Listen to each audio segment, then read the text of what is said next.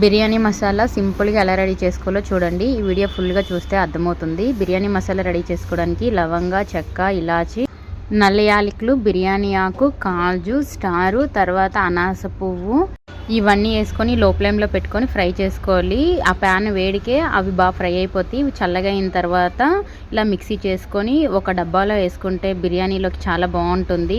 Smell చాలా బాగా వస్తుందన్నమాట. ఈ వీడియో నచ్చినట్లయితే లైక్ చేయండి, కామెంట్ చేయండి, సబ్స్క్రైబ్ చేసుకోండి. వెళ్తూ ఒక లైక్ చేయండి ప్లీజ్.